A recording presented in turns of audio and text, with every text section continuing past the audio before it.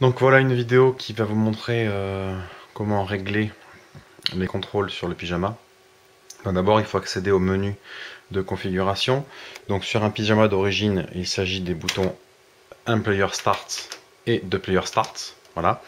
Donc si malheureusement vous n'avez pas accès à ces deux boutons 1 Player et 2 Player Start pour une raison quelconque, l'idéal est de brancher une nouvelle manette USB sur le pyjama au démarrage et automatiquement quand vous allez mettre en route le pyjama, comme il va détecter une nouvelle manette, il va proposer automatiquement de la configurer.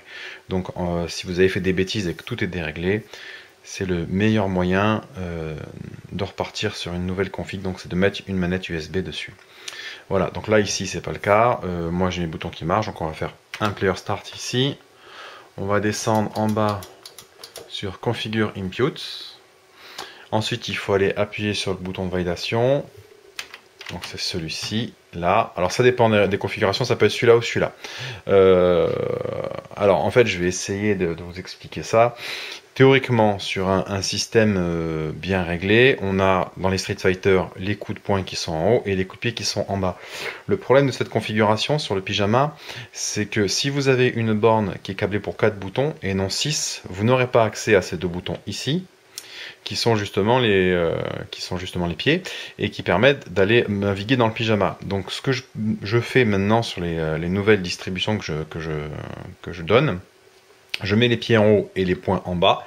C'est l'inverse de la normale, mais au moins si vous avez une borne avec 4 boutons, eh bien les deux premiers boutons vous permettent de naviguer dans les menus, ce qui est primordial pour ne pas être embêté.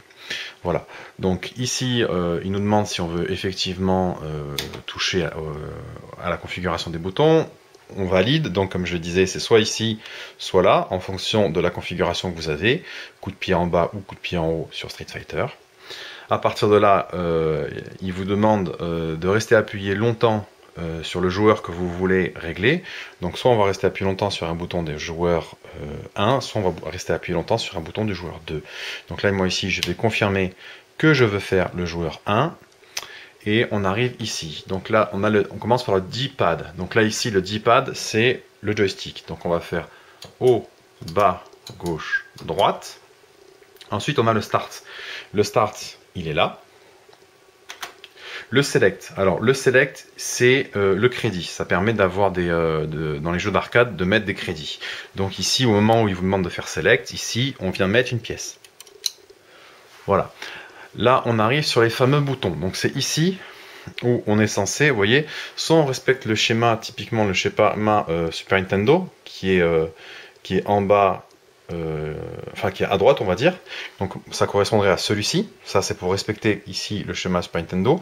Mais comme je le disais, ça va vous inverser, ça va vous mettre les pieds en bas et les poings en haut. C'est ce qu'on veut sur Street Fighter, mais ça ne marche que sur une configuration à 6 boutons par joueur. Si vous n'avez que 4 boutons par joueur, il faut inverser. C'est-à-dire qu'à ce moment-là, quand lui vous demande le bouton de droite, il faut venir valider ce bouton ici, et pas ce bouton-là comme je vais faire moi.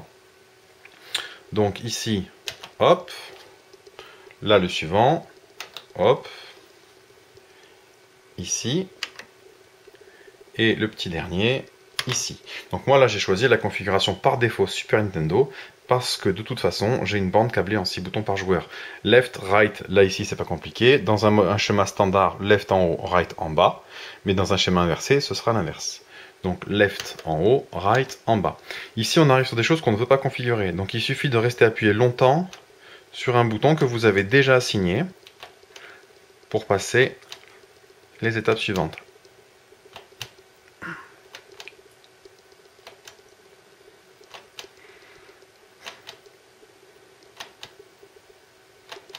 Et on arrive sur le hotkey. Alors le hotkey, en fait, ce qui se passe, si vous avez bien suivi, c'est que là, tout à l'heure, on fera le deuxième joueur.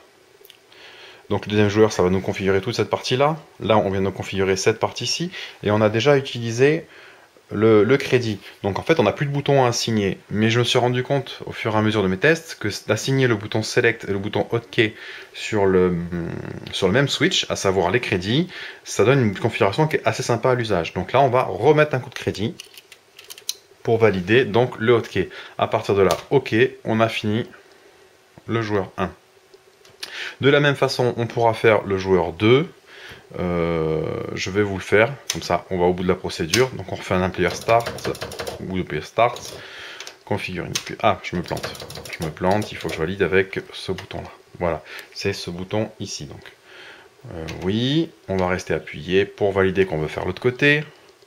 Haut, bas, gauche, droite. Start. Un crédit.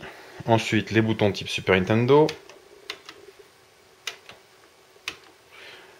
Gauche, en haut, droite, en bas. Et enfin, ensuite, on passe tous les autres boutons jusqu'à arriver au hotkey où on remettra un crédit.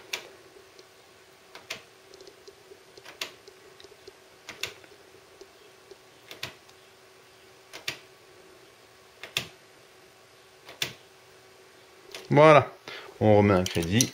Et là, ici, on valide. Là, voilà, on vient de terminer la configuration d'un panel de joueurs à 6 boutons par joueur. Donc si on lance un jeu type Super Nintendo, type Street Fighter par exemple, on verra qu'on a les pieds en haut et les points en bas. C'est la configuration standard. Par contre, effectivement, ça oblige à avoir, je le répète, 6 boutons par joueur sur votre borne. Si ce n'est pas le cas, il faudra inverser les points et les pieds. De manière à ce que les boutons de navigation dans le jeu... Ah, je fais n'importe quoi. Je vais y arriver. Je disais donc de manière à ce que les boutons de navigation dans le jeu... je vais le trouver ce jeu. Ah, ça y est, voilà. Soit les boutons 1 et 2 du peigne Jamin.